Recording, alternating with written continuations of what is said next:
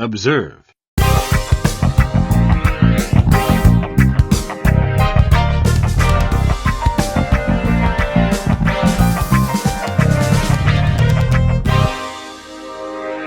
Hello, everyone, and welcome to episode number 17 of the Observe and Rapport Show. I'm Kyle Brennan, joined not only by my co-host Keith Sullivan, but our very first guest, Remy, is here. Remy! Hey.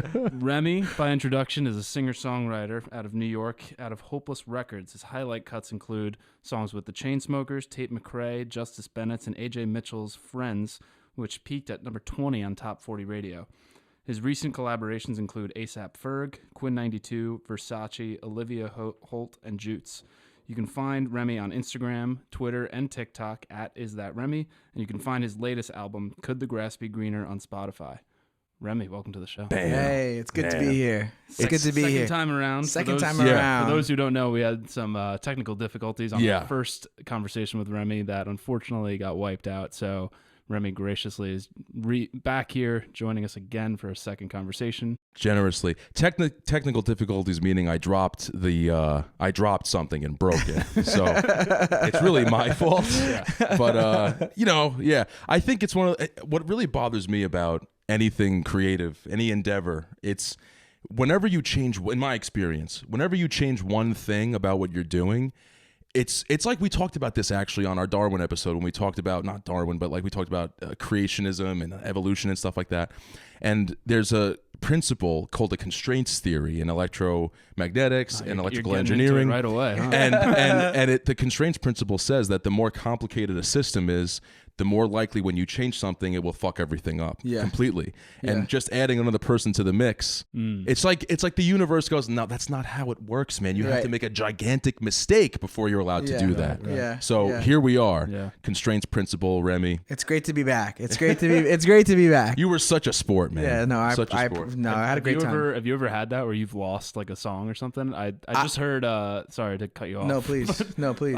Zach Bryan. Oh shit. He was talking about when he was in New York City like a year ago. Yeah. He had his backpack. He had his backpack full of like 3 notebooks of like filled with songs that he wrote and hadn't yet like recorded. Yeah. And it got like stolen. I mean, that would fucking suck, but I've been fortunate enough to not have lost anything. One of my like good friends and like frequent collaborator lost his hard drive like crashed and he had to like send it away and like it was like so I looked at it's called Data Recovery Labs dude, it was like $10,000. I was like not happy. I think his like whole life budget. We're not ad supported yet, but someday. Yeah, I think his like whole, I mean he's a producer, so like his whole life. Oh, it's worth it for him. You know what I mean? It was like a no-brainer type thing, but it definitely fucking sucked. And like, you know, he was on his toes for a while because they were like, you know, they don't give you any hope off the rep. Yeah, the first thing it says on the website is there is zero guarantee that we'll do anything for you. But I think the effort costs the money, so it is what it is. But he got a lot of stuff back, so it was like it all worked out. My old guitar player, same thing. He was working on a solo album, and he had to he created a Patreon and everything because it was like tragic. Like he made a video and he was like, listen, he has like, you know, a following, and he was like, if you guys could just, you know, help me out a little, like the whole album is gone. And, it's insane. And he didn't even drop it. It just like, these things are so, you know, like they're just so not flimsy, but things just go wrong with software sometimes. You can't do anything about it. Yeah. I had like on a hard drive. I recently just moved everything over. My homie, who's a very talented producer, he actually just won a Grammy on his album. My friend Joe Erlanica just won a Grammy. That's which awesome. Is pretty crazy. What do you win a Grammy for? He produced the song Low on SZA's album. So she won. I think she won a couple ones, but the one that he got was I think she won new album of the fresh artist or something like that. Taylor won Artist of the Year, but she won best. Taylor won album of the year. Taylor Lautner. Oh. Taylor Hawkins. But no, he won that. But anyway, he saw my setup the other day, and I was like, oh, I have this hard drive, and he was like, is that? It was like this, like it had like a literal like dent in it, and he was like, is that where you keep everything you care about in your life? Cassette tape. Yeah, he was like, is that where you keep everything in your life? And I was like, yeah. And he was like, and he like sent me all the Amazon shit. So I just recently, a couple of days ago, moved all my shit to like an SSD and this whole thing. It was like a whole. It really is. It's unbelievable. It's man. crazy. The laptop alone. Oh, Like yeah. I have a case for it because I travel with it so much, but it's just like, I fucking toss that thing around, dude. Yeah. I'm like, you know, Is I that think where it's- all of your stuff lives too? Your laptop? Yeah, I mean, well, I have it all on a hard drive. Because the Logic files are just like enormous, and you just can't really like, you know, keep. That's another thing. Is Yeah. files. Yeah, are they're huge. so huge. Dude, so a video like a reel Oh, is like oh. that I send you, bro. It's Yeah, I crazy know. how big. I don't keep any. I delete. You gotta delete shit. I delete Constantly. everything, all the Yeah. video stuff. I delete because Yeah. I just can't. I just can't keep it on my, like when I make content and shit. I like work off that one video and then I have to delete it all off. Plus, I've had my Mac for now since like 2014, 2015. Oh, wow. It's time. Man. It's 10 get- years it- is- it's yeah. it's getting there. the, It's the Apple bug is yeah, gonna come for you. it's getting there. Like now, where I'm getting to like optimize storage every time I Yep. do something. Every They're like time you take a they're picture. making me Yeah. decide like every time what do I want to keep. And I also like I send like nowadays like I send the most like music.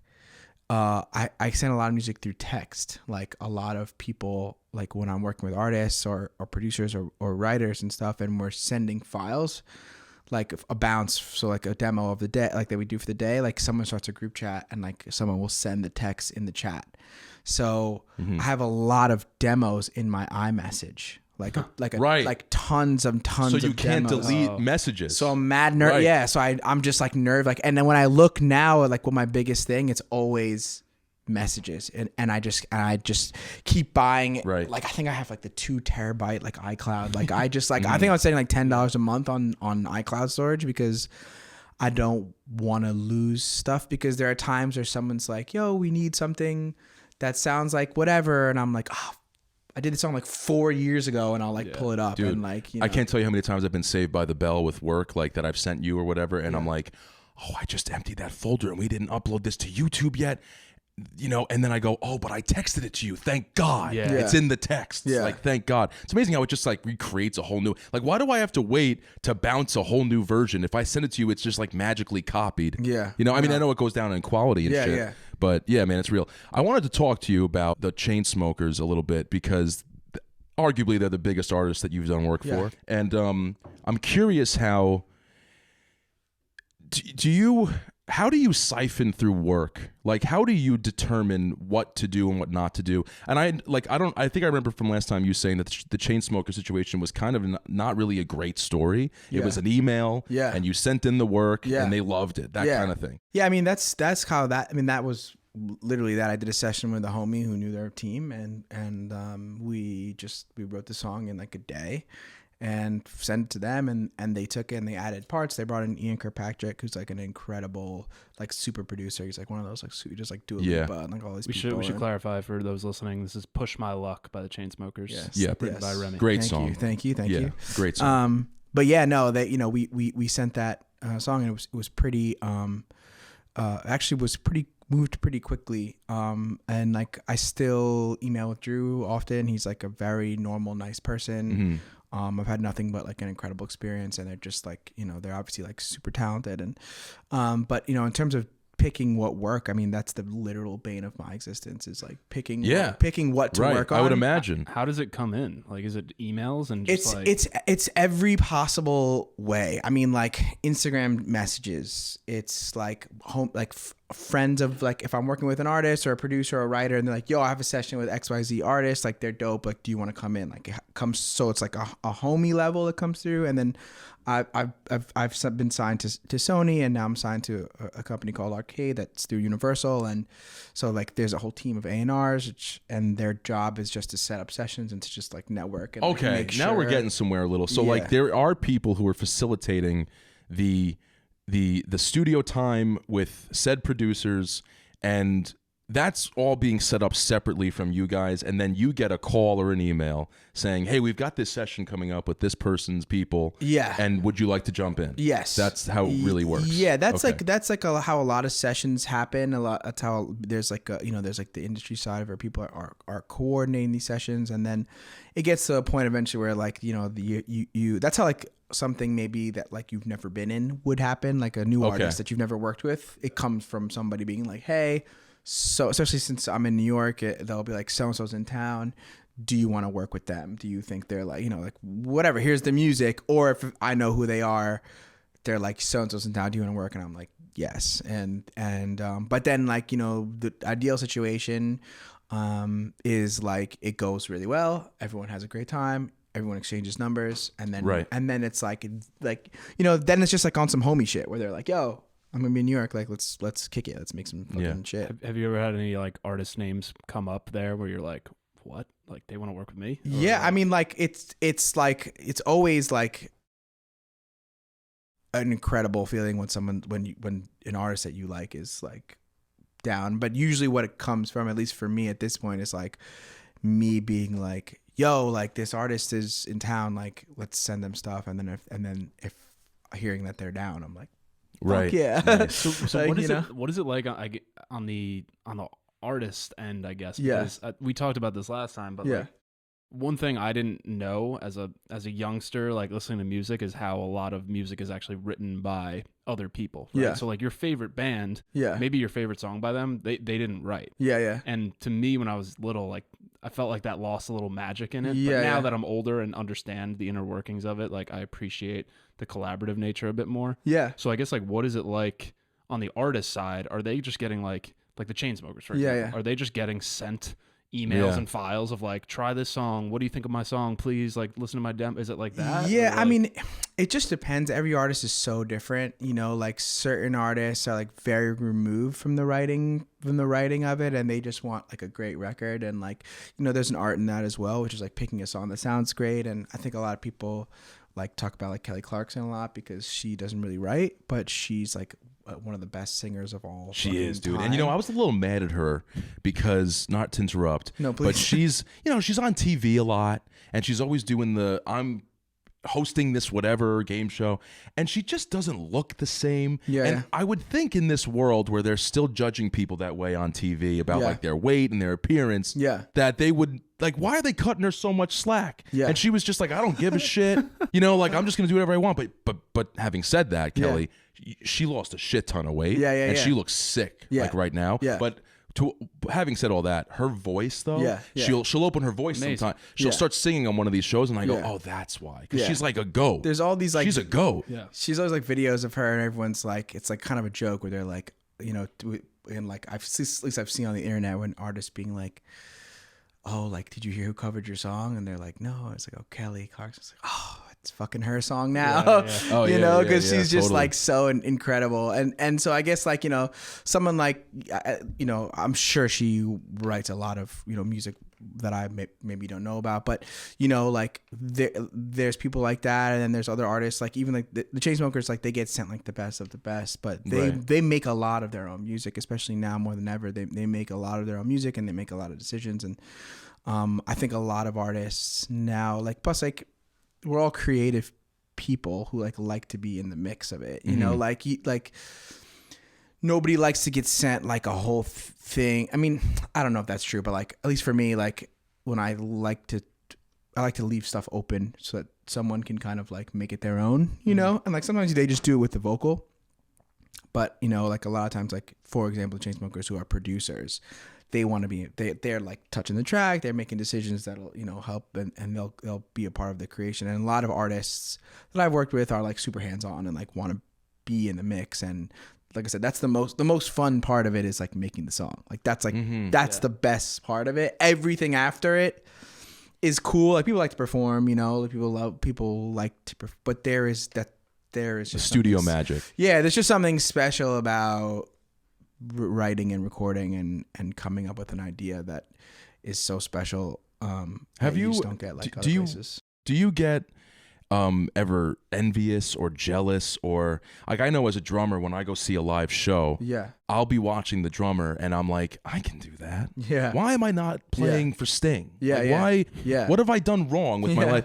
And you're always around super creative, talented, technically Yeah. talented, creative talent, like amazing artists. Yeah. Do you ever feel like, man, wait, maybe I should go that route of like the performer? Do you feel ever like, why are my homies in playing with Prince? Like I know a guy who rips the bass better than this guy. Yeah, like, yeah. So you must feel that feeling a lot, or not really?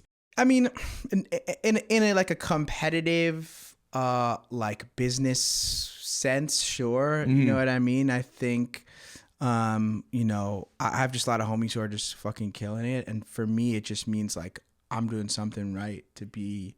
Right, you're also in a space where you're writing for the Chainsmokers, so it's not like you're not in it. Yeah, but yeah, so it's a different. It's a different thing in that there's like, okay, people are, you know, like everyone has in different stages of their career, and like, you know, there's a difference of being like jealous versus being like I want that. Right. I think it's like a very driving thing. I think you need a little bit of that to be in it in any capacity. I mean, there's in any sort of co-working capacity. There's someone who's got a promotion or got whatever that you're like, damn, like I want to do that. Obviously in a creative field, it's a little bit different, but, you know, I think it's more of just like a motivation thing. And like I said, especially when it's homies, for like when my friend Joe, who just won a Grammy, like it's one of those things where it's like, you're just proud to be like in the mix, you know, you're just like, cool. You're just proud to be in a space with people who are successful that also like, that also respect you. You know what I mean? That's like something that's like really that I think is like very important, you know? Speaking to siphoning through work, to get back to that a little bit, I heard an anecdote today that was interesting. I heard it's called the red car theory. Do you guys know about this at all? No. Yeah, is that when you want a red car and then all you see? No, that's manifesting. But like this is like, okay, like you drove here. Yeah. Did you happen to did you see a red car on the way over here? You couldn't say. Right. Maybe. Yeah. Probably not. Who knows? Right. But if I told you before you left that I'm going to give you $100 for every red car you see on the way over here, you would know how many red cars you saw. 100%. Probably. Yeah. Or you'd probably even look for them. 100%. And the point of that anecdote is just like, there's opportunity, luck, right? There's things passing you by all the time that you may not just be paying attention to, that you don't see value in unless someone tells you that there is or whatever. So going back to like, you probably get a lot of emails. Yeah. Do you ever worry, like if you turn something down, like, man, what if like 10 years from now, because like it was this thing about Bryan Cranston where he says he would have never became Walter White unless he did this X-Files episode 20 years prior, where he met the creator of Breaking Bad. Yeah. So you just never know what anything's going to become. Yeah. So that anxiety is just something you have to live with at a certain point. Yeah, I have missed so many things. Really? Like so many things. Where you go, So many things. Really? I've like countless things where I'm. So you're a little numb to it. Yeah, it's just inevitable. It's just inevitable. You can't avoid it. And to your point, like the question you asked me before, like how do you pick? Like, I only have so much time. I only have so much time, and like you know, you have to just kind of like focus on what's in front of you. And I feel like there's sometimes stuff comes along and there's like an artist that's like, they're really dope. And you're like, I like your music a lot. Like, I think you're great and you're working on a lot of cool shit and you're doing something, but I'm focused. I'm working on this other thing now. Like I'm working on this other thing now. And you know, I have, this thing is paying me one. Yeah. End of the day, right. Like, you know what I mean? Like that, this artist here has a budget. This artist here, you know, like has a bigger following, and it just becomes like binary kind of at that point where you're like, okay,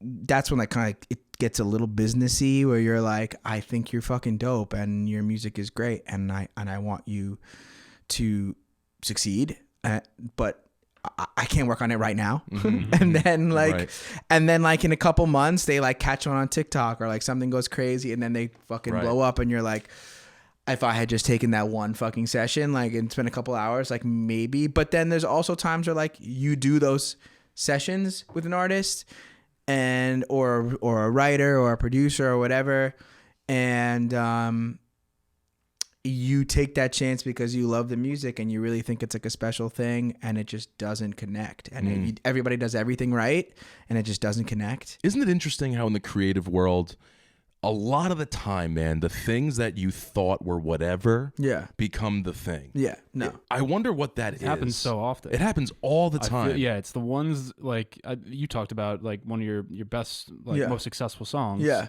Like you didn't think it was going to be big. Yeah, right? I mean, my song "Leading Me On," like I did that one, and my homie who produces all the songs, like we had done a bunch of other songs, and he was like, yo, we should at the time it was called Back in My Arms, and he was like, yo, we should really finish Back in My Arms. And I was like, I don't really get it, like whatever, like sure. And then we finished it and we put it out. Like it was like, I think that it wasn't even like the first, it wasn't even like we're like, okay, it's the first, it was like the third single or something that we had put out at the time. We were just like in the middle of like a rollout of those first couple songs, and it just got added to like 1 or 2 playlists because I guess people liked it, and it just became the one. Just became the one. That is. I had no idea. It's like a surfer, right? Like Yeah. you see the wave, and sometimes you just either get it and you don't, and you don't know why you got this one and not the last 10, but you just found like an algorithmic wave, and you just hit it, and like it's just, you just nailed it. It's you don't know. I mean, that's why like we talk so often about like Rick Rubin's book, The Creative Act, and like he's just when you're trying to do something for a specific outcome, you're like, oh, I want this to be successful, or I want to make money on this, or I want this audience to like it. It's never going to work on that. Like the only value is if you like it, or if like you're just selfless in the process, and you commit to making it what you want to make it. And then like the only currency is when you put it out there. Like the audience, you know, they may resonate, they may not, but it's not necessarily your fault. 100%. It's more so like, does this resonate with a particular audience? And if it does, it might land really hard with them and they love it. I mean, and then other people might not. And like, it's not really up to you at that point. Right. No, It's I weird. mean, it's funny, like, and also like a very weird thing that happens, like, especially with the artist side of stuff as opposed to like the writing stuff. Like, so, you know, when I'm making something that I'm like, this is going to be like a Remy quote unquote song, and like, I want to put it out myself. Like in the room, I'm like, we should reference this like 1975 song. We should reference this Post song. We should reference this Kanye song. We should reference this Beatles song, whatever. And by the time we take all those references and they put them together, it sounds nothing like that. But in my head, I'm still thinking about those references. And so, you know, this is like, has been like kind of the bane of my existence with like TikTok and shit, where like trying to find like what hashtags to use and like what, you know, like, because you just, I want the music to find, you know, the right people audience will think what you're thinking, right? Yeah. Like, and would vibe with it. And, like but like at the same time, I'm like, you know, I've put like 1975 like in the hashtag, or like, do you, like in the video, like, do you like the 1975? You like this song? And people comment like, this sounds nothing like the 1975. Well, it's like, and I'm like, you're sick. your most recent song, Autograph. Yeah, like, I know. I noticed like definitely a nod to I Miss You by yes, Blink-182. 100%, like the drums 100%, and everything. 100%. Was that intentional, or like it turned into that? It was like slower, and then we like sped it up, and the more we kind of like sped it up, it just it felt like that. And it was like one of those things where like it feels like that song, but at the same time we were like, I was like, is it too close? Like that's another thing we always deal with, like, is it too close, right? And then sometimes, and then like my answer is always like, if it becomes a problem, like I fucking hope it becomes a problem, because if it gets to the point where like, you know, fucking someone's Tom, suing you. if Tom wants to fucking hit me up, then we're in a great problem. That means it's making enough money for him. Yeah, like that's fucking like that's what I'm saying. Like that's a great problem to have. So, you know, like there are references in that capacity, but like I also just make so many different types of songs, like dancier songs, rappier songs, like guitar based songs, like and so that's another beast I'm tackling, where it's like, if you like one song of mine, you might not, that might be the only one you like, you know, like if you don't like other types of music, you know, so it's like that's like a whole other beast. So when I mean, it sounds like when you're songwriting and doing everything, it sounds like very collaborative in that sense. Yeah. But when you're just sitting down to like write a song for you that you want to put out, what does that process look like? Like, are you grabbing a guitar? Are you like pen and paper? Are you just singing and humming? Like, what is that? How does it start? It's usually, I mean, it's like pretty much always guitar. That was like the first instrument I learned how to play. So it's definitely like my comfort zone.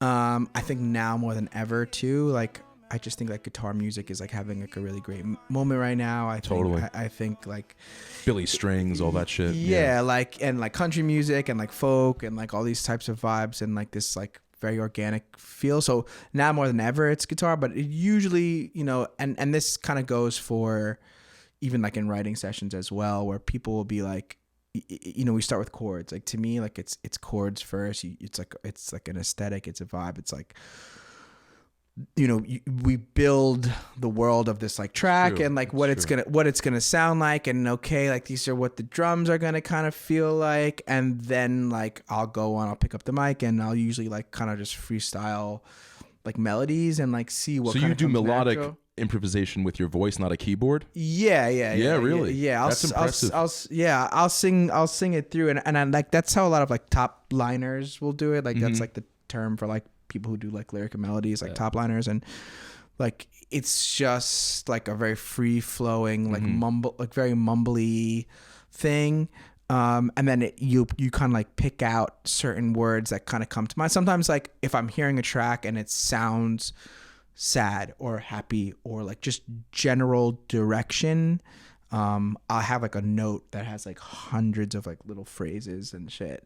So I'll have that out and I'll look at it so that I can kind of try and like fit some phrase that'll, like, meet you there, anywhere, and then gotcha. you just, and then it's, fill the gaps. And then we're like, oh, that melody's like feels really like big and chorusy, like maybe that's like what the chorus is. And then, you get like 30 minutes in and then you're like, this fucking sucks. Let's start a new one. Yeah. That's the worst when you've been working on something all day. Yeah. And then you go, you know what, this Yeah. blows. Mark Norman was talking about similar, like to writing a joke, because he's very like quick and punchliney. Like he makes you laugh within the first 5 seconds.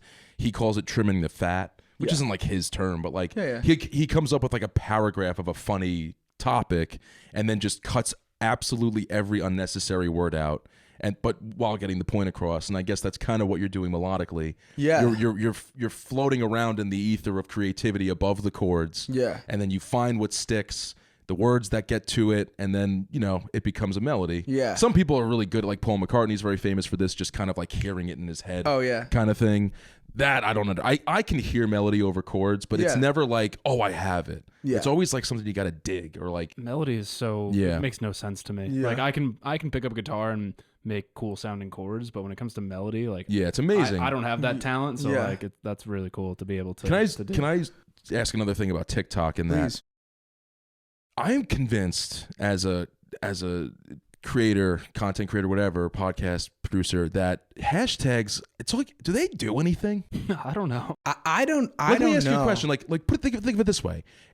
Have you ever like searched, I've done this, like search for a band or an artist or a comedian, but I never like, is that what the do you have to search hashtag 1975? Or if you type in 1975, every video hashtagged with that will be on the page?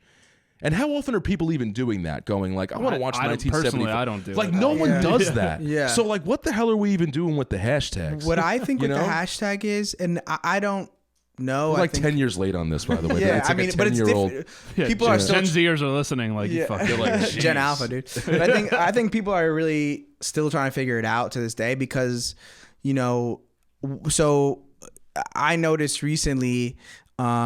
I started like I'm always like trying different hashtags or like no hashtag. I've had like good friends. Right. I've had none. friends who are like very successful be like no hashtags, and I'm like okay, like let the music, like let it find its audience kind of. And you're like, all right, cut through the fucking bullshit Right. already. Like Right. like how do we do this? Right, and I've tried Let it. the music Exactly, please. But dude. like yes, go on. I'm No, sorry. no, you're all right. No, It's and frustrating. dude, I fucking know.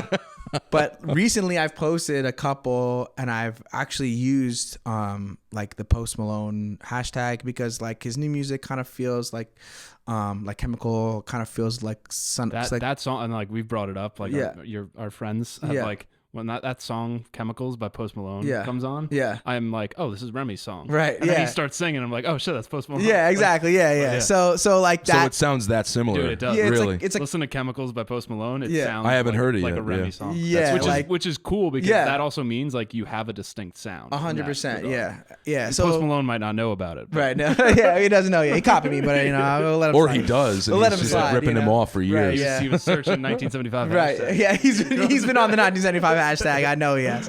But you know, like so very recently I was like, because I tried different artists, and this is again what I was saying before, like saying 1975 and people being like, you don't fucking sound like 1975. So I'm just trying to see what are the artists it sounds like, because the reality is like it doesn't. I see what you're saying. It doesn't sound exactly like Ed Sheeran. It doesn't sound exactly like, so like if you like Ed Sheeran, you may not like it. But anyway, my point is, I started putting like hashtag indie pop, hashtag Post Malone, hashtag a couple of things. And I've noticed in the past couple in the search bar now, when it's like related videos, I've seen like indie music, Post Malone, that thing show up in the search bar. Okay. So I know nothing about it, but I think to me, I'm like, okay, there, like, it's kind of like it's fitting in the right kind of like world where people who like Post and that album would like this video. And so I guess the hashtag to me is a way of being like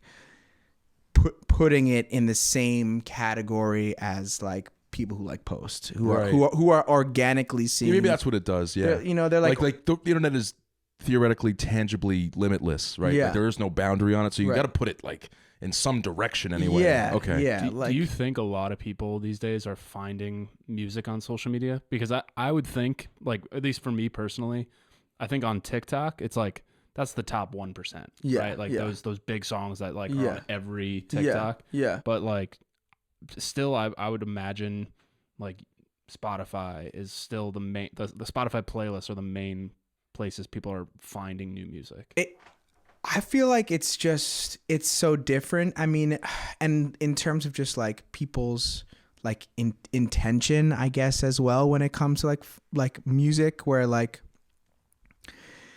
TikTok is such a like lean back platform where people, I don't think anybody's like going on TikTok being like new artists. It's implicit in the name, TikTok. Like let time just pass you by. Yeah. Just sit down and chill. Versus no one's going in there with an intention, really. Yeah. And I feel like versus like Spotify, which I feel like if you're going to like radio or you're going to like a playlist, like, yes, you put it on in the background because you want to listen, but you also kind of know, I may hear something I like. I might hear somebody new. Like, I'm going to hear some artists that whatever. So I feel like, but at the same time, TikTok has been the only thing that has translated for I feel like any artist breaking in any capacity at any level, going from like nobody to something to something. So you've seen it happen. Well, yeah, it's the only thing that matters, really. I've noticed I posted something as a total joke,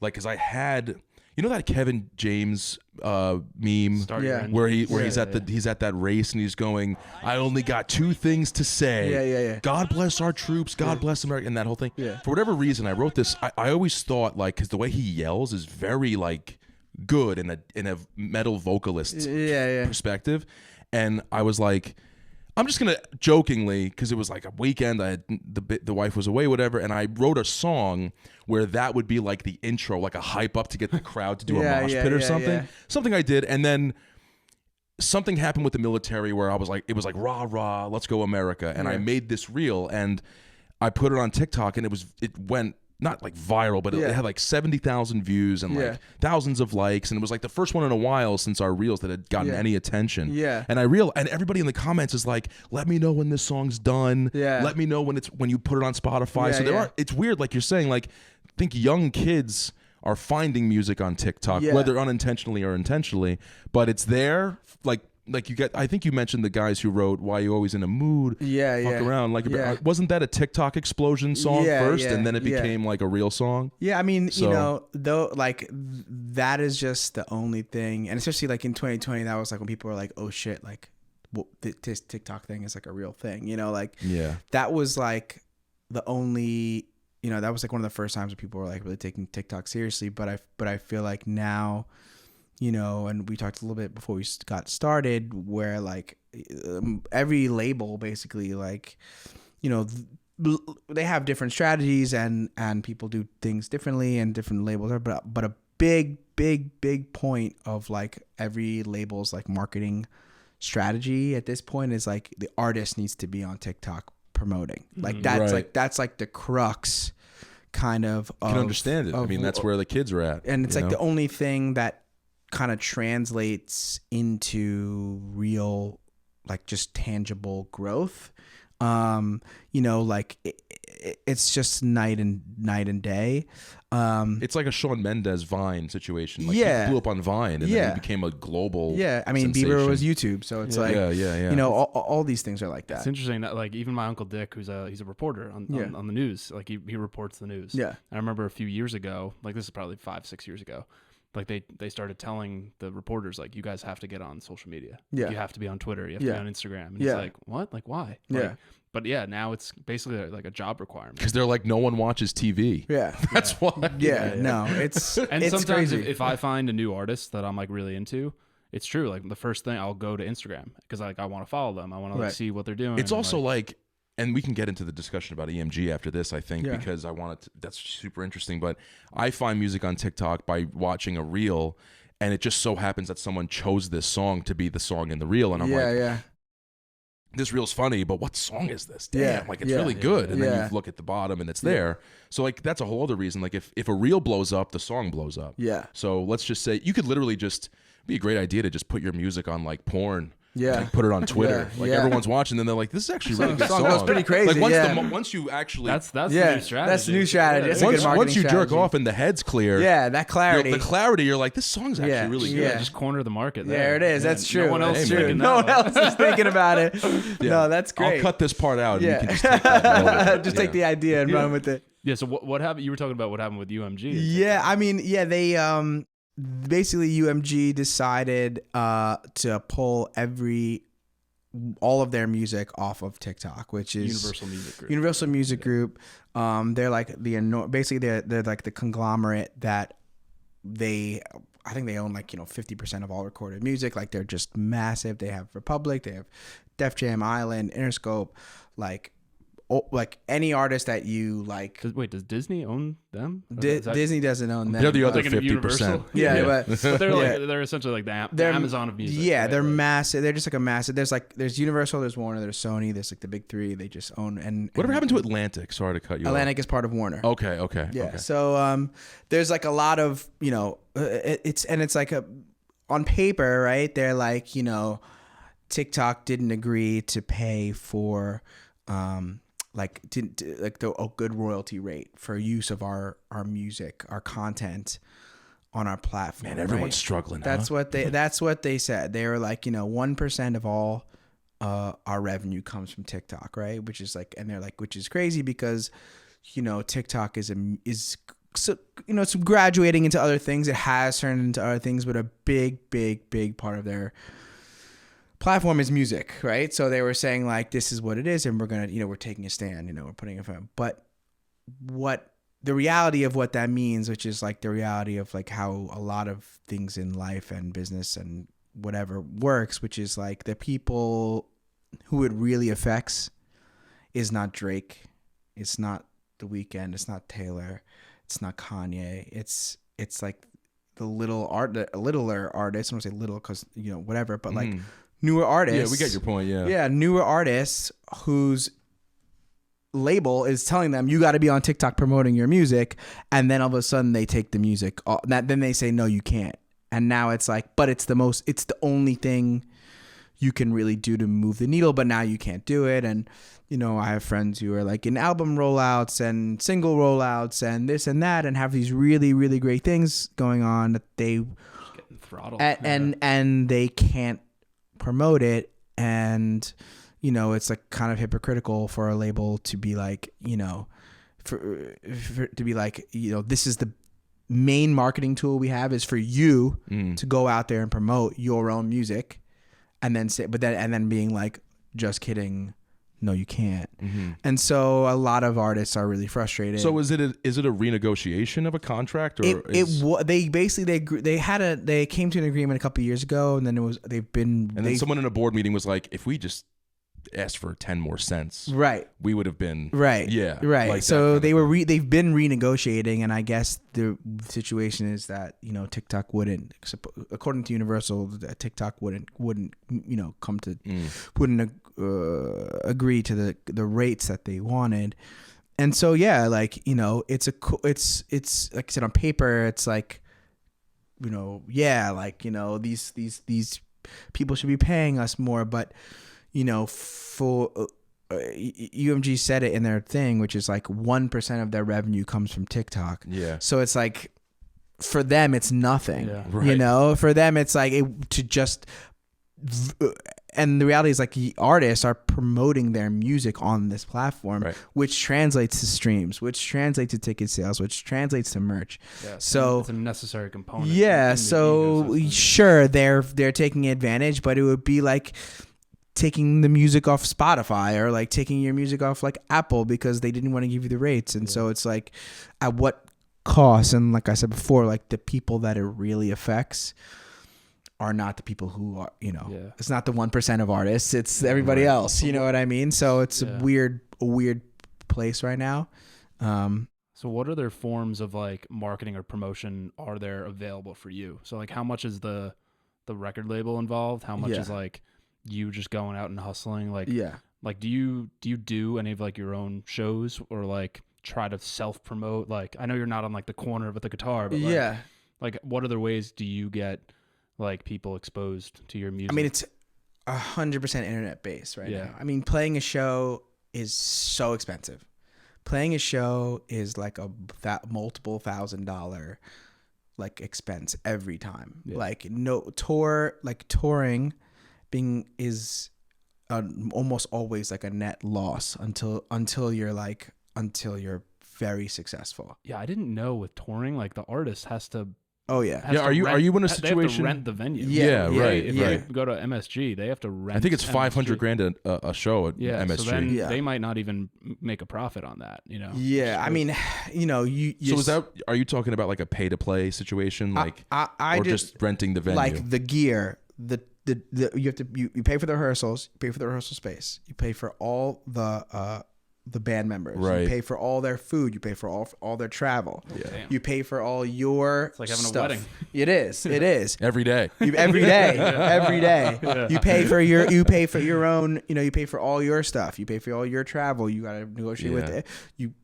It's like it's like bringing us the circus into town. It is, and like you hope to break even in merch and ticket sales, but it is solely promotional. So for me, like a touring, I would love to do it, but and certain labels, and this is where it comes in, like a label will have like a tour budget, and in that capacity, because people have different opinions on record labels and whatever, but there's good and bad to every type of situation. There's good to being indie, there's bad to being indie, there's good to being label, bad being on label. But it's the promotion part of it is solely internet based, and that's kind of that's how I do it. That's how most people do it. They try to build their following online until they get to a point they can like sell a show. Like eventually, what I want to do is like a New York, LA headline show, and I'll do that, and then because it's such a process too, because you have to do that a headline show. You have to prove that you can sell those tickets so you can go to other venues and be like, hey, I can do it. Like it's just like, it's such like a What's the process in this respect of like finding an agent or a manager or someone who would handle this kind of logistics? Like, do you have one? Do you? Yeah, you do. I had one for many years, like a couple years. We just like parted ways recently. We're like totally good. Everything is great. Just timing and stuff. But that's the kind of thing that they would get into?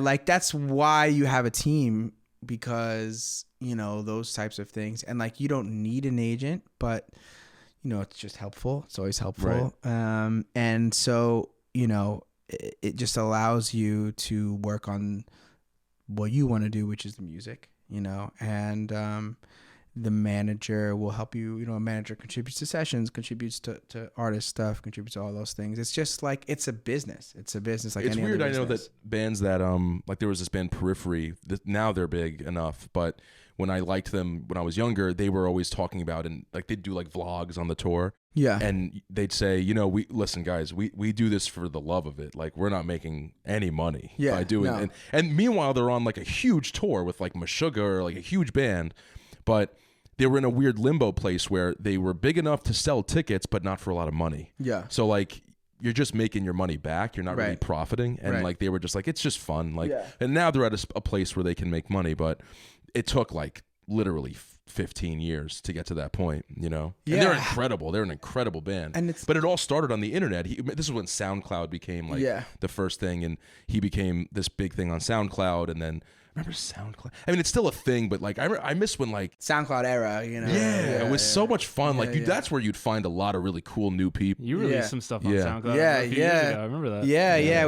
I did like 2 little mixtapes on SoundCloud. That You did covers, right? Yeah, we basically did 2 projects. We did first project was called "I Ruined These Songs for You," and the second That was one really good. I Thanks, ruined man. these songs for you. Yeah. I love haven't been that. on SoundCloud in probably years, but Yeah. I used Yeah. to listen to it all the time. Yeah. I would yeah. randomly just upload like a minute of something I was doing in on my Yeah, I laptop. mean- Like I wasn't expecting, and it never became, but like it was just a place to just throw it all. Like Yeah. listen, I don't Yeah. care if you don't, Yeah. great. If you do, great. Yeah. You know. But you know, nowadays that's kind of like what I feel like Spotify is turning into now, which is like you just I mean, they even let us upload this podcast. you just you upload Insanely, yeah. Don't let anyone. Don't let anyone on there. But yeah, no, like you know, you just upload like you just put it on. You know, it's like you just need to be a content machine these days, and Every day, You know, right? So, yeah, that's, I I mean, mean- that's literally what we always talk about is just like any profession, especially an artistic profession, like the key to success seems to just be like consistency. yeah. Well, that's what Volume. Barstool has. Like they have an office of kids just like making video all day long. Yeah. Multiple But it's for not every. even it's not even the fact that like, you just have to be like just generating content all the time. It's just like consistently providing, like consistently putting out music and like Yeah. failing, but failing fast and Yeah. like learning, adapting, like Right. learning about yourself, learning about your audience and like what works, what doesn't, and like you do that over a long period of time. Eventually, like we talked, what's the Seth Rogen thing, right? Oh, yeah, It's yeah, like, yeah. that Yeah. he talked about. It's like he's seen a lot of people who are successful, and most of them are the ones who just like kept at it for like a stupid amount of time. Right. Yeah. It's like the people who weren't successful just stopped. Yeah. Yeah, I heard someone say that there no one's ever failed. They just quit. Yeah. That's a good one too. That's a good one. Yeah. Have you ever had? I mean, you've been doing this basically your whole life. Right? Yeah. Have you ever had any point where you're like, shit, man, I don't know if I want to. Every day. Really? Every day. I mean, it's just. I think that comes with the territory. Yeah, it's it's just, and I don't really know anybody who doesn't have moments like that, especially you know, starting out, especially not starting out if you've been doing it for a long time, and Yeah. you know, it's just one of those things like. Other professions, they tell you, you know, you're gonna have this much money at the end of the year. You're gonna have that. This is your health insurance. This is all that stuff. And what me and all the people I know doing this stuff, it's like every year is like a big fucking fat question mark. And you know, you hope that everything goes well. And you know, some people have great years, and some people have not so great years. And you know, it's just this constant battle Yeah. between, you know, doing something that you love and being fortunate to do something you love and having the flexibility that comes with that. You know, that's like an incredible pro, but the con is like that, like crippling self-doubt. Yeah. Yeah. So now you've been doing it for a while. Like Yeah. you've had some success, and I imagine when you were like a teenager, this was Yeah. something that you dreamed of, just like Yeah. being a singer songwriter. Like Yeah. now that you're in it, Yeah. what are like common like misconceptions or like things that surprised you about good or bad about the Yeah. industry, or just like things that when people come up to you and you tell them you're like a singer songwriter, Yeah. they're like, what does that mean? Yeah. Like, I mean, I think people like people are just like how much like technology is involved. I think at this point now, like, and like I think there was a lot of times like especially when like you're talking to older people and you're like, oh, I'm a songwriter, and they're like, oh, do you guys like sit in the room and jam? And I'm always like, no, it's like one dude with a laptop. Honestly, I would even think that. Yeah, Like, yeah, it's one dude with a laptop who like, and we like get a guitar and we like get like a 4-bar loop and we just like work on listen to those like 4 bars for like 4 hours, and then we like track the vocals, and then we like leave, and then that's it. It's like such a you really sometimes it feels like you're really chopping a tree in half with like a plastic knife or something. Like you're just like, we're really going hard at this and nothing's happening. That shit happens a lot, right? Yeah, I mean you get also like kind of like the volume, like everybody I know has like so many good songs, and it's like it's something that you probably know. That's what I mean about the envy or the jealous. I'm trying to find the right word, but like it must be frustrating just knowing that someone's like sitting on a potentially like the greatest hit of the decade or something, and you know them, and it's like it's weird just having this amount of talent in one place and only so little of it gets filtered through the actual ether of it, and like it's very frustrating, dude. right? I just saw a video on TikTok the other day that T-Pain posted, and it was like him. He played a song that was supposed to be him, Michael Jackson, and Usher.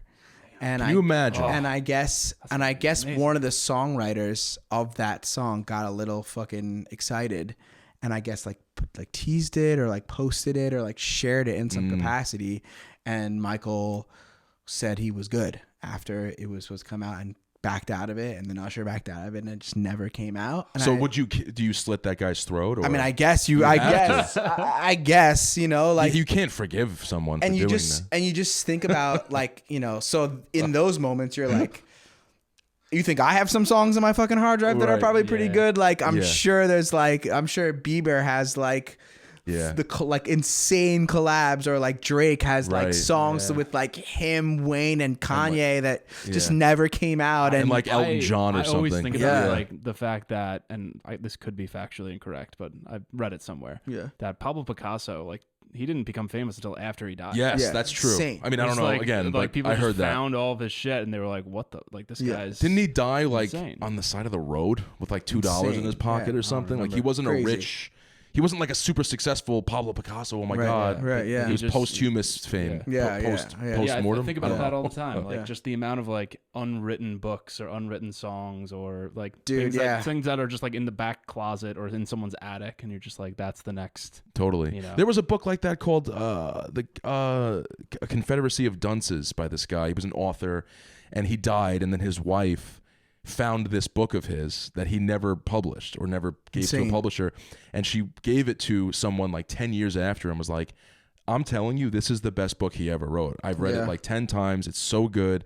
And it became like, that's the only book that anyone's ever read by this guy. Yeah. Basically, you know. Yeah. I forgot the name of him, but Yeah. you see, he's not even that big of an author, Right. but that shit happens after you die. That's how Marxism became a thing. Let's get into it. No, I'm just kidding. But like that didn't become. Marx had no idea this would become like Marxism and like lead a revolution in Russia and all this Crazy. shit. Crazy, He man. died way before that. Yeah, I don't know. But yeah, I hope that hopefully some of my bigger songs come out before I die. That would be nice. Yeah. You never know, man. But speaking of like envy, I guess like is there a particular talent or skill set? I think I asked you this last time, but like, I guess you can always learn a new skill or something. Yeah. But is there something that when you were younger, or even if you were giving advice to a younger person about starting in the music industry, like what skill set do you think is like super valuable, or something that you just like wish you learned or knew now? Yeah, I mean, if I was starting now, I would learn how to be a producer.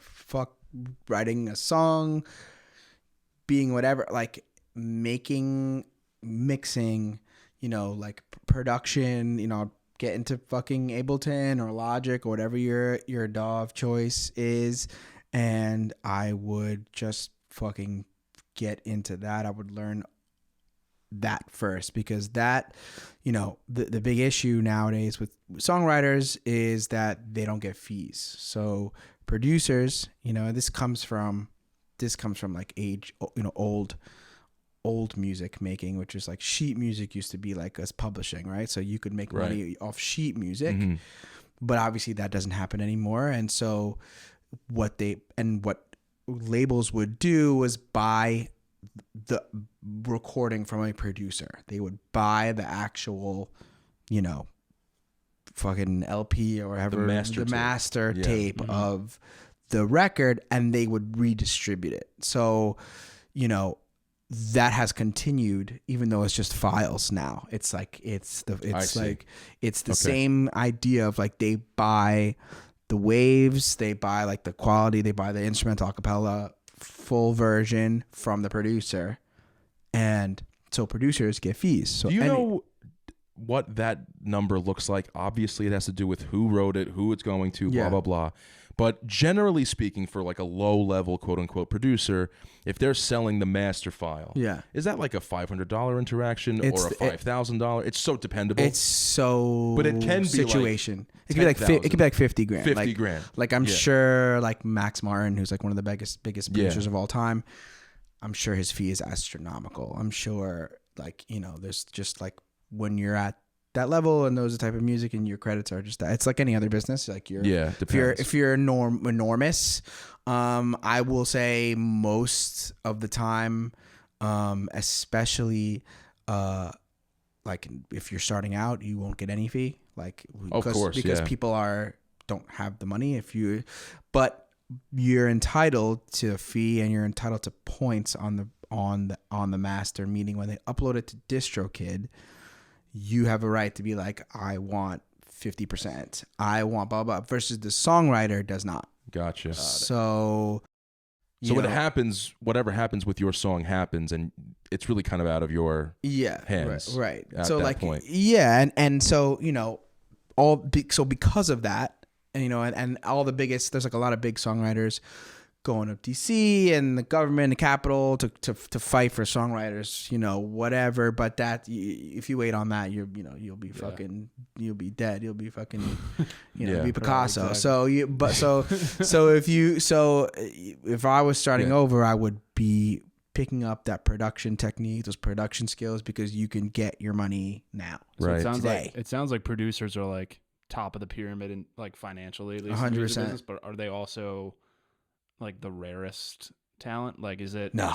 Are there you know, and that's I'm glad you asked, because like I know plenty of producers, you know, like, and I've met a lot over the years, especially when I was in school and stuff. Like, so many guys were making beats and like making just putting together almost whole albums of music, and they all sometimes they would sell it for like $100 to some local person or something like that, and like it's weird how they get the lion's share, so to speak, but they're a dime a dozen in a way. Like, songwriters are way more rare of a person, I feel, than a producer these days. Interesting how that worked out.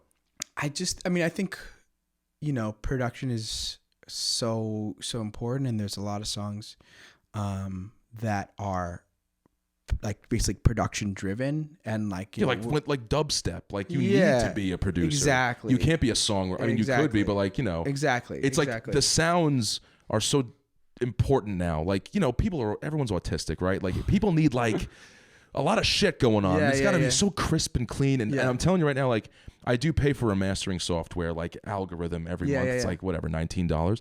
But the difference between that, because like the settings on it are like pop radio, Instagram ready, it'll be like something like that, like, and the difference between the song before and after is like, oh shit, like someone will actually listen to this now and not think it was made on a laptop. So like that capability as a producer, it is worth the money. It's the difference really between the demo and even the main master. And it's true. It's true that like, so like, I think I'm not answering the question, but what I'm saying is that is the difference. The producer is the difference. Yeah. I know? mean, and people can, like you can record yourself as best as you can, but sometimes, like the production will, or the mixing, the mastering will elevate it. It can ruin it. Yeah, it can ruin it, and it can elevate it, and it can make it better. It makes all the difference, and I think that if you're, like the production is also very, very important, but at the same time, like especially in like pop music and like top 40 music and just like the zeitgeist of shit, the lyric and melody is like kind of like also like key. And even for that to that point, the lyrics maybe not even so much. I mean, Max Martin who's like the GOAT of that is like he wrote like I Want It That Way and Backstreet Boys. Can you imagine? He wrote pretty good song. He wrote like every Ariana Grande song, Weeknd song, Britney Spears song. Like he's like that song is like, which is insane, but like a footnote for him, which is like a pretty crazy. He did, Britney Spears, right? He did. Like Hit Me Baby. Yeah, all the time. he's done everything. But those songs, for example, I know people reference that song all the time because the lyrics of I Want It That Way don't make any sense. Right. None of the words. Nothing to do with an airport hanger. Yeah, exactly. And so it's like, tell me why nothing but a heartache. They don't make any. I have in my head right now. They make no sense. Tell me why nothing but a mistake. Tell me why I never want to hear you say I want it that way. Like it makes no. Or my fire, my one desire. Yeah, it makes no sense. And there's a version out there on YouTube, if you look it up, of they tried to change the lyrics. They don't actually ever explain what they want. Yeah, they never say it. What way? It just never makes any sense. It doesn't make any sense. And the thing is, nobody They're not cares. referring to anything. Nobody cares. You know, like the Spice Girls song, If You Want to Be My Lover. Yeah. Gotta get with my friend. You got a Ziggy. Well, didn't what's his name?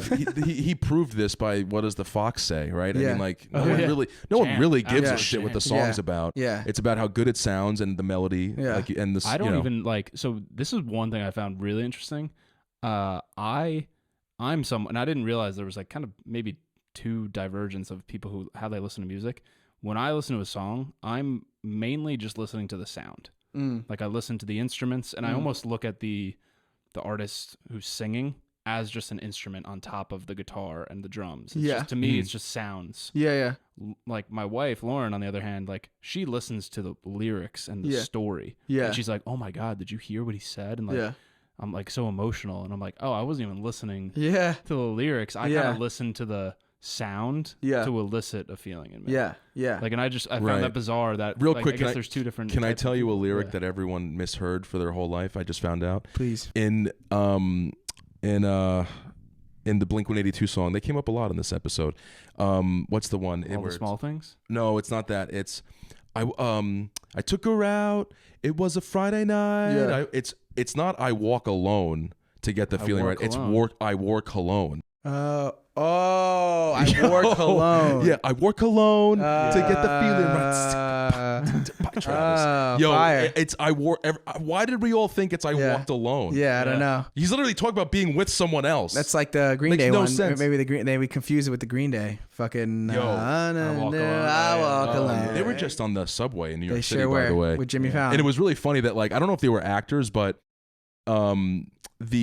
no one like cared. In fact, everybody was like very annoyed. Yeah, they were like, I mean, that's so New York City, but yeah, it's so New York. It's so I used funny. to be obsessed with Green Day, man. Yeah, Back in the dude, day. bro, American Idiot changed the world. Most of the first songs on guitar were all Green Day songs. Yeah, power chords all day long. just fucking. Yeah. So easy. American Great Idiot's a band. great album, man. Great band. And Homecoming was like our jam. Remember that the last song on the album, Homecoming, the so 8-part, like yes, like it's like a there's like another a one Bohemian that's Rhapsody. like that too. It's incredible. Like it's so of good. Suburbia. And all Yes, those songs. yes. Yeah, what a time, simpler time. Yeah. Simpler time. Yeah, simpler time. He's incredible. I don't know why they were on Fallon. I don't know if they have like an album. They just put out an album. Did they? Yeah. That's awesome. Yeah, they put out they're still doing it, and a couple of them are pretty good. I didn't listen to all of them, but I listened to the ones that were like on New Music Friday. Yeah, and they're pretty good. It's weird that now that's like classic rock. Yeah, they're on Q1043. Yeah, it's so funny. What do you see as the outcome in your experience? I'm sure you've gotten into the drama in the business a lot over the years, but like with this UMG thing, how do you think this plays out? They'll give in. Yeah. UMG will give in. They have to. I mean, they gave in to Spotify. I mean, it's just people just are afraid of change, and people are like, when LimeWire was happening, and everyone. I was just gonna say, like, this is reminiscent of the LimeWire this days. is like when LimeWire was happening, and now we got Spotify, and they're making more money than ever from Spotify. Like labels are like record profits because the streaming business. Again, if you're a producer or like a producer, or you're a label, or you're an artist, you're making a fucking shit ton of money. The songwriters don't make dick on streaming. That's like a huge issue. But so they're killing it. They don't give a shit about anything. Spotify's a tenant in the building I work in. They have they just downsized, but the fact that they have 10 floors in New York City rent, they're doing fine. No, they're machine. They're great. And Apple just did a Apple's round of layoffs too, because I work with them from an advertising standpoint. Oh yeah, so they just laid off a lot. No, they got rid of a few floors, and I'm like, I guess that means people got They're not the only ones, but yes, I always joke in my industry because they have salespeople for their ads. Yeah, I'm like, that sounds like the easiest job in the world.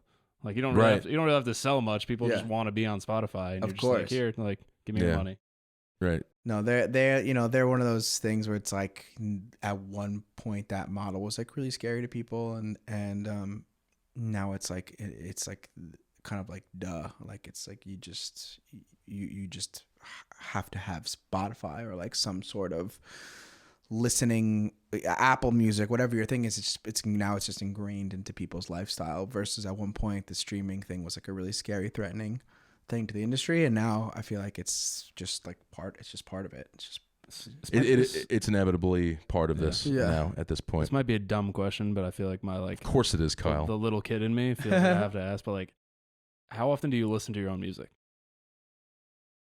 Honestly, and like in what way? Well, actually, I've been over at your house when like a song of yours has just come on. You have your phone on Bluetooth. Like, that seems normal. But like, do you ever listen to it for like research purposes, or just like trying to understand something about yourself, or do you just like, are you in the shower and you're just like listening to your own stuff? I listen to my demos in the car a lot, because to like see what you can improve, to see what I like, to see which ones I find myself coming back to see if there's something I should change, and that goes for songs that are for me, and also like songs I've written for other people, and I'm like, damn, this one is still good, and I'll like go and I'll text them. I'll be like, yo, like we should finish this, or like, yo, we should. Like that's kind of like, and it's I feel like it's a big thing that a lot of like writers, producers like deal with, which is like trying to listen to all the new shit that's coming out and other people's music, but also staying on top of like music that you're making and trying to make sure that it's like competitive. And I really try to like listen, and it's like kind of fucked up, but like a little bit of like the joy of listening to music is kind of been like ripped from me a little bit, because everything I listen to, I'm kind of like doing homework on it, where I'm like, if I like a song, I'm like immediately go to the credits, and I'm like, who worked on this? Right. I immediately am thinking like, oh, like what other, like how could I use this? It's like I know people who love Disney World and shit, and they're like, I would love to work in Disney, and I'm like, no, you don't. No, you don't want to see Mickey Mouse having a smoke break. The only time I'm really like, when I feel like it's like rare and extremely exciting when I find an artist that I'm like, yo, like, or a song that is like really special, or that I feel like they're doing something different. Like that's like a huge, really exciting thing. And also when you're like making, like I said, like in the room, and you guys create something for the first time. It's amazing, and right? It's like a new song that's in the world, or like a new thing that's in the world, and you just everyone leaves, and you put it on your headphones and you just listen to it like over and over and over and over and over again until the car test. Yeah, you just put it in, you just listen to it like 100 times the day of, and then like that is the best part of the whole whole thing. But like, it's so crazy that you get to feel that and get paid. That's amazing. That's what I'm jealous of. Yeah. Because like my favorite song of yours is the song you did. I think it's with Jutes. You and Me Together is a Problem. Like when that came out, I like felt the joy that you guys probably had making that song. And like that was one where I genuinely listened to it like 100 times in a row. Hell yeah. Because like it just you can feel like the energy and like the fun in it. Yeah. And like I just kept wanting to replay that. Hell and, yeah, like, bro. That's what I'm jealous of. Fuck, You get to do that. And that's you a little bit more as an artist. I saw your video. I forgot the other artist who was with you in it. But do you do all that? That's all you, or do you hire a filmographer? Like, how do you? No, I have a homie named Josh Nesmith who's like an incredible director and videographer and colorist, and he's just like Yeah, it's really good shit, man. Like he's drone footage. He's just incredible, and he's done pretty much all of my like most recent, like probably since like 21 or like 20, like maybe even 2020. I don't even know, but yeah, he's fucking incredible. Yeah. And by the way, I wanted to ask just from a logistics point of view, do you get permits or are you breaking the law? Breaking the law. Good. So, yeah, no, I mean, but realistically, it's no big, everyone does. I know, so, like the beach down, you can't put, you can't bring amps on the beach. They get in trouble all the time. Yeah, it's a fine, whatever, No, you're there. It's like everything's like run and gun where you're just like there and you shoot and you see. Everyone knows the deal, right? We're like, I'm doing like a performance take or something, like under something where I'm not supposed to be, and I see the cop coming. I see the cop or like the person coming out, and we just go and go until they come to us and they're like, "What are you guys doing?" And we're like, "Oh, we're just like." Sometimes we say like, "Oh, we're making like a YouTube video," and because like there's different things. Like if you're doing a music video promotional thing, it becomes like you need like this, but if you're just like doing like a vlog daily thing, you know what I mean? You don't really need like there's like a who makes that decision? Yeah, I don't. There is some sort of I don't know. Like there is something about it. There's like different, but like we basically just get the take. You do the whole take, you perform the whole thing, and you see them coming out of the corner of your eye, and you wait, and then. It ends, and then you're like, "Oh, thanks, they're coming," and then you look and we're like, "Did we get it? Did we?" And then we're like, "Yeah." We're like, "All right." Yeah. Did you get the cops in it? Right. So like outside of actually like studio session making songs, like I imagine there's like some just like shitty aspects of your career that you just you have to do and you don't like doing. Is that like a part that you enjoy doing, or like do you think it's necessary? Like, what are the parts that you like? That aren't actual making music that you really enjoy and the parts that you hate? I mean, there's two parts of it that I don't really love. And it's like going into the weeds of the production, like the fucking mixing and making sure things don't clip and making sure that the mix is right and like finding the right drums. And you're sitting there listening to like 100 different like snare samples, like dude, you ever see that meme where it's the woman, like she's like, she's like upset and she's like around the corner of like the room and the husband's on the computer like this. And she's like, "Honey, you coming to bed soon?" And his dialogue is, "This fucking snare just sounds like shit." Yeah, like that. That's literally for hours you're going through sounds. No, it's horrible, and like just the mixing and stuff, and like trying to get the vocals to sit like you do like 15 vocals, and you have to get them all the fucking thing to you're sitting there. And the fucking you do all the vocals, and then all of a sudden like now the fucking kick, like you don't feel the kick anymore, so you have to like you make the kick louder. Now you don't feel the bass anymore. Like that, I just fucking can't stand that shit. And so that's one. And then two, this fucking the content shit. Like I'm basically kind of like forcing myself to find the joy in it and find a way to do it.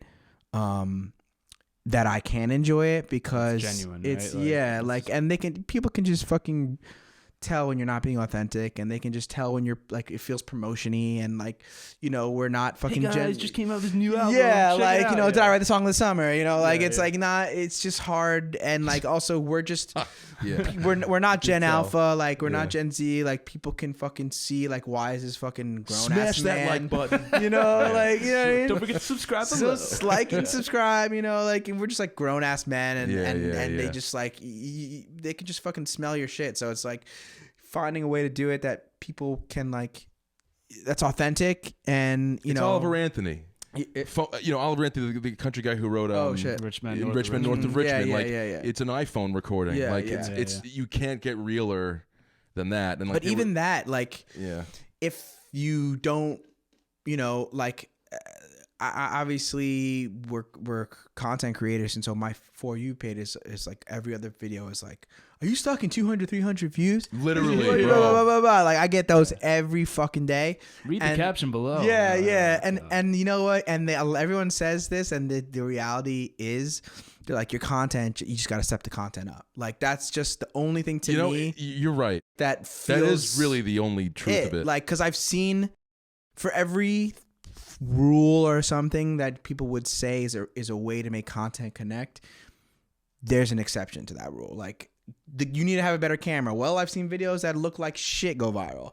Or like, you need to have a better song. I've had songs that sound like shit go viral. Like, there's only thing that ever matters is that you're doing something that's like, that connects with people. And until you do that, like it's just, it's never going to connect. I tell people all the time, and I've talked to you about this. There was a period last year where between like just vacation days and like the holidays, I had 30 days off of work. And those 30 days, I like made it a promise. I was like, I'm going to make content, like write, like post on Instagram every single day. And I was just like churning out stuff. And it was genuine stuff. Yeah. Like, Kyle, but it was noticeable. Yeah, I remember. And I like tripled my followers. Yeah. And like, I just felt so alive. And I wasn't like doing cringy stuff. And, Yeah. like, I'm pretty sure that's how this show got started. yeah. Yeah. That's Because I reached out. I'm like, that's oh, he's got a exactly fire under his ass. Yeah. And it was just we that, may as that well. momentum, and then of course like snap Life. back to reality, Right, yeah. full-time Right. job, Yeah, like yeah, all yeah. that shit. But it was cool and annoying at the same time to be Yeah. like, oh, if I just did that and like kept my foot on the gas pedal, like you see results. And Yeah. of course I imagine at some point that would plateau. Yeah, yeah. Which I have plateaued for like, Yeah. the last year Yeah. since then. But Yeah. like just seeing that potential, and I'm sure you've seen Oh yeah. growth when like you really focus for a hyper Yeah. amount of time. Yeah. But it's just it's annoying because you know it's possible, Yeah. but Yep. you also know the amount of work that it requires, and Yeah. it's not significant, you know. Yeah, Yeah. I mean, my homie has like multiple projects, and we talk every day about TikTok and like how to fucking crack the shit. And we were saying the reality is when I post on TikTok, I get a follower on Instagram, I get streams, he gets followers on Spotify. Like that's just the fucking fact. When I don't post on it, Right. it stays the same, Mhm. and when I post on it, it grows. And Better it's than just, nothing. It's just like it's binary, bro. It's like It's true. when I post on TikTok, I get more followers. I post something, I get a follower. Even if it's just one follower a day, I'll fucking do it. And when I don't post for a couple days, I watch the numbers go down. It's just how it is. Ray Kroc, persistence. It's just persistence. This Yeah. is the guy who created McDonald's. He's Oh. like, all you got to do is keep going. Yeah. Yeah. It's really that simple. Remy, is there anything that you want to promote? Anything coming out? Anything new? Yeah, I just put out a song called Autograph, so check it out. I just song. dropped that right before the year ended, and working on a bunch of new music that I'm just like posting on TikTok. So follow me on TikTok. Posting all types of new songs, and I just I have an album on the way. I have a lot of cool stuff that. And it's Remy on Spotify, Yeah. on Yeah. Instagram, on all the handles. On Instagram is that Remy Remy, and on like music platforms it's just Remy Remy.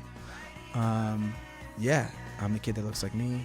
So if you, It's the guy that looks like me. it's the guy that looks Yeah. like me. If you're wondering, but yeah, I'm just I'm working on a lot of cool music that I'm excited to kind of get releasing. Which in the next like month or two, I'm gonna start just rolling stuff out. So Brilliant. Remy, thank you for being so gracious Yeah. to come No problem. back to the show after Yeah. again, no problem. After bro. audio Made the difficulties, biggest which is mistake. why we say, kids, be a producer, so that That's right. doesn't happen, so you That's don't right. drop a hard drive from your That's lap. right. But, That's right. That's right. no, Be a good producer Yeah. is That's the right. right way to That's put right. it. but thank you That's again for coming back and No problem, and guys. hanging with us. Thanks, man. I really appreciate it. It was great talking to you No again, problem. bro. A second of many. Good. Hopefully. I hope so. Yes, Yeah. of course. All right, well, Great. thank you everyone for listening. Fucking smash that like button. Smash it. Smash it. And be sure to Smash follow it. us on TikTok Yeah. and Instagram and Yes. YouTube. Yes. Good night.